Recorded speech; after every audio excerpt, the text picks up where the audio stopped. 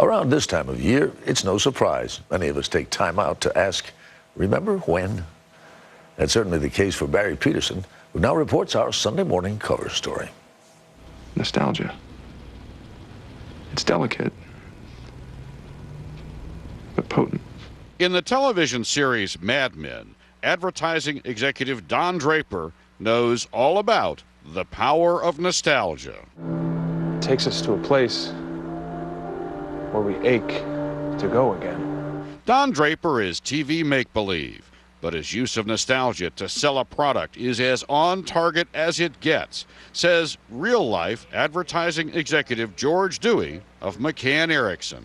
It's kind of shorthand to connect with people and instantly establish a rapport, because that's really all we're trying to do, is to let people know that we understand you and that our product fulfills a need you have. We're on the island of misfit toys. Example, to help sell a product in the era of the internet, Dewey brought back animation from a TV Christmas special that first appeared in 1964. The reason we use the Misfit toys is because the commercial was going to run in November and December. The holiday season is coming up. You're gonna fit right in here. Takes time to get that old-fashioned taste and homemade texture. Of course, advertising has long known the power of nostalgia. Consider this famous campaign that ran in the 1970s and 80s. The classic example of nostalgia is the man from Pepperidge Farm. It's literally an old person in a wagon, and all he talked about was how things used to be and how things used to be made. Cannot get more nostalgic than that. Good home cooking deserves layer cake that's old-fashioned good, 'cause Pepperidge Farm remembers. But you might be surprised to learn that nostalgia, which is all about the past, has a notorious past of its own. For centuries, it was considered a disease and a form of depression. Soldiers feared it as homesickness and thought it could kill them. But Le Moyne College psychology professor Christine Batcho, who studies nostalgia, finds no signs of any deadly disease. In fact, quite the opposite. It helps remind you who you are in reference to other people. She sees one especially good use of nostalgia as a coping mechanism.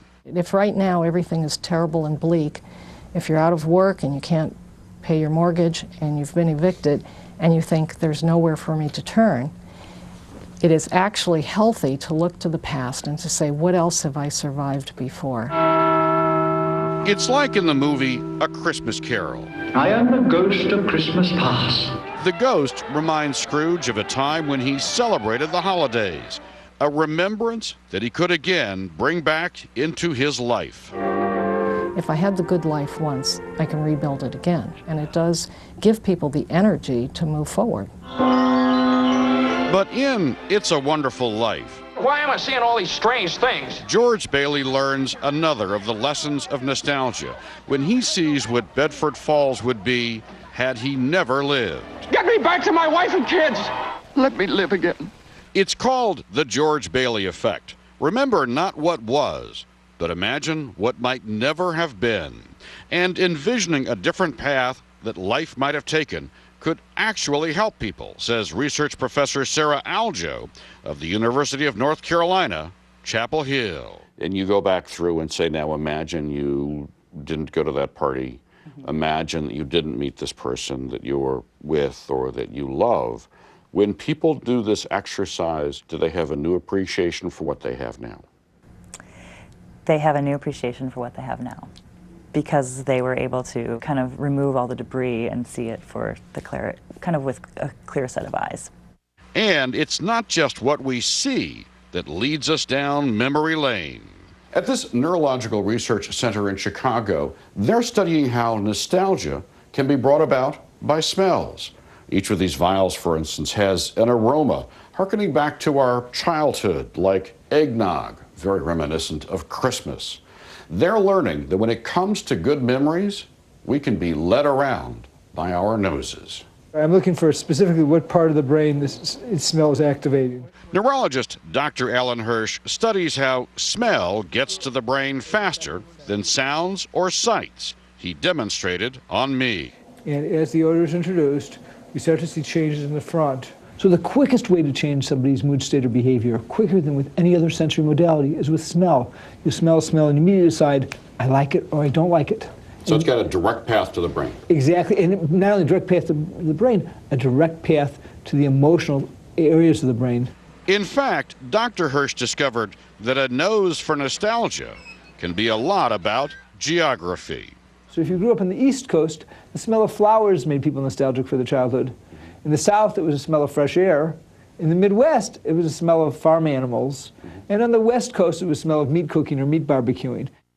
And when something does bring back memories, they are more likely to focus on people than, say, items like childhood toys, says Professor Batcho. It's the things that people are most nostalgic for in their growing up years were simple things like having dinner with grandma or going on a fishing trip with dad or going camping as a family. Even if it's just getting together to have a simple meal, getting together to pray, or whatever those experiences are that bring a family closer to one another.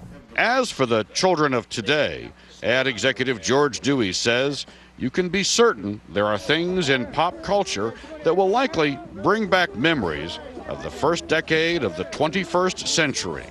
Well, one of the big ones is this kind of celebrity paparazzi phase that's going on. The explosion of shows like TMZ, Us Weekly. Toss in the rise of Google and the internet, and you could just have the nostalgia of the future. So the stars of today are likely to be the nostalgia of 10 or 20 years from now. Who knows, maybe we'll remember Paris Hilton fondly one day. That would be a trick. That would be a trick, far beyond my means.